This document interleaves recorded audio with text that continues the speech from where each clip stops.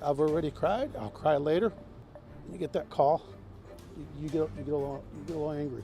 The best of the best are the ones that get killed. Breaking news, the worst kind. A Houston police sergeant dead after a shooting on the East End.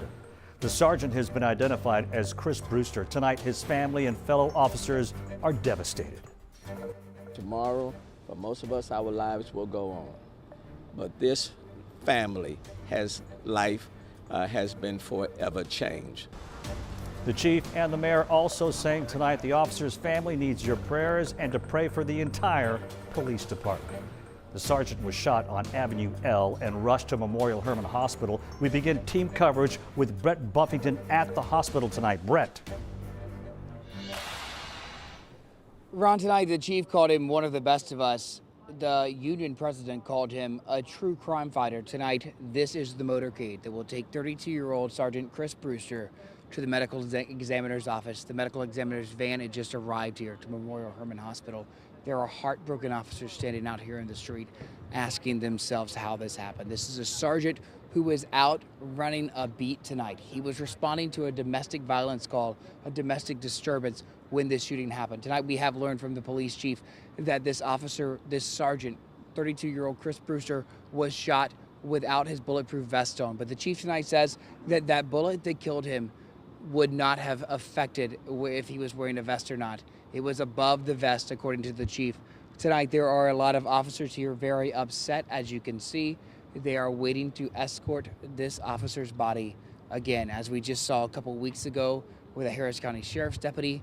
Tonight, we are looking at HPD waiting to escort one of their own to the Harris County Medical Examiner's office. That is where an autopsy will be performed tonight.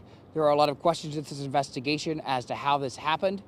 Those questions will be answered in the days to come. The DA's office obviously involved in this, but tonight the chief says it is about this officer's family and his parents that he leaves behind. Ron?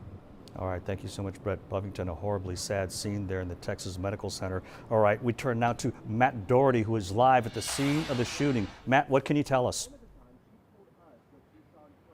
Ron, we're standing on Avenue L. This is where it all happened earlier today. If you look down the street past that police blockade, you can see it's taped off. That's where investigators are still trying to piece together everything that happened here tonight.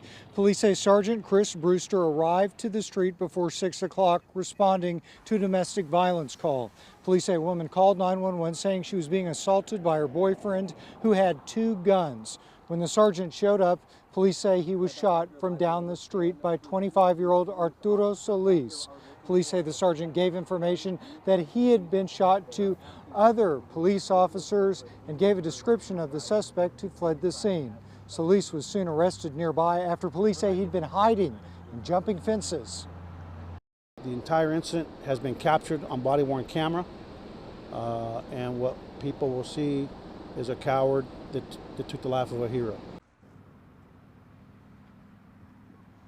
Earlier in the evening, we saw a woman who was handcuffed at the scene, then taken off in a patrol car. Police have not identified her or said what connection she may have to this case.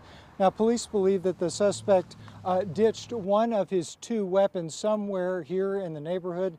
They are saying that they are continuing to look for that other gun late into the night. They're asking all the neighbors out here to stay indoors until tomorrow morning.